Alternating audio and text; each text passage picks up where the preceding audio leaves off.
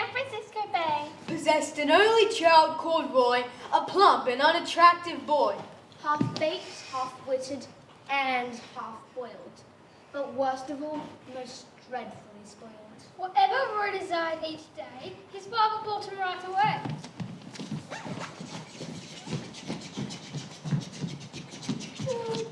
Toy motor cars, electric trains, the latest model aeroplane,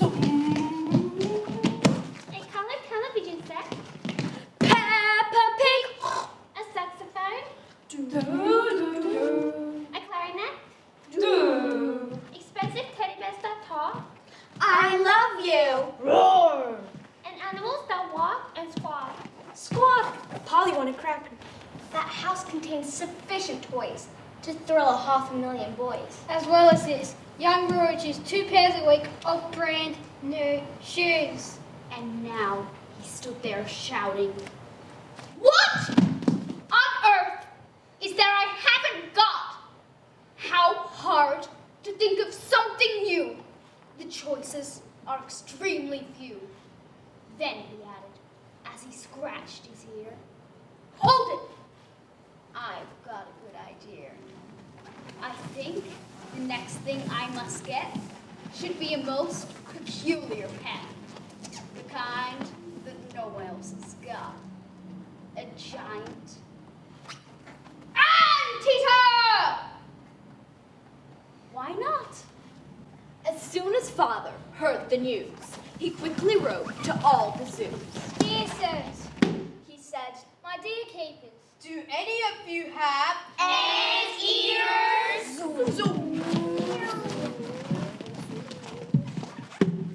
They answered by return of mail. Our anteaters are not for sale! Undaunted, Roy's fond parents held more messages across the world. He said, I will pay you zeros and those if you can get me one of those. At last he found an Indian gent.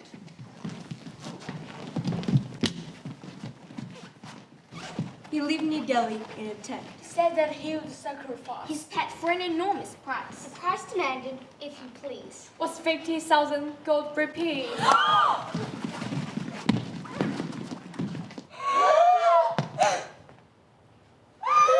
The Anteater arrived topless. He looked at Roy and said,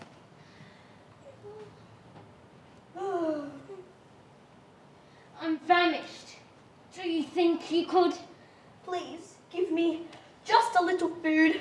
A crust of bread, bit of meat. I haven't had a thing to eat for all the time I was at sea. For nobody looked after me. Roy laughed. No. No bread, no meat. Go find an ant. They're what you eat. The starving creature crawled away. It searched the garden night and day, It hunted every inch of ground. but not one single ant it found. Please give me food. The creature cried. Go find an ant. The boy replied. By chance, upon that very day, Roy's father's sister came and stayed. A foul old hag of 83, whose name, it seems, was Dorothy. She said to Roy, come let us sit out in the sun and talk a bit. Roy said, I don't believe you've met my new and most unusual pet. He pointed down among the stones, where something lay all skin and bones. Anteater! He yelled, Don't lie there yawning. This is my aunt. Come say good morning.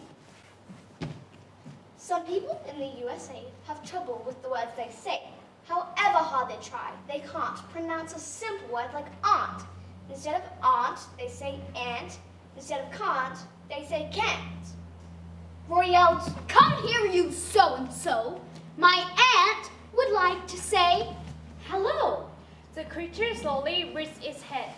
Do you mean that's an ant? It said, of course, Cried Roy. Aunt Dorothy. This ant is over 83. The creature smiled. Its tummy rumbled. It licked its starving lips and moaned. A giant ant! By gosh, you winner! Finally, I'll have a decent dinner. No matter if it's 83. If that's an ant, then it's for me. Then taking very careful aim. It pounced upon the day.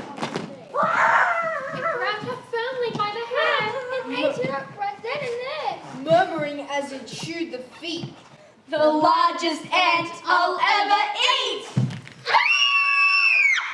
Meanwhile, our hero had sped In terror to the potting shed. And tried to make himself obscure. behind a pile of horse manure. But the anteater came sneaking in. Already was much less thin.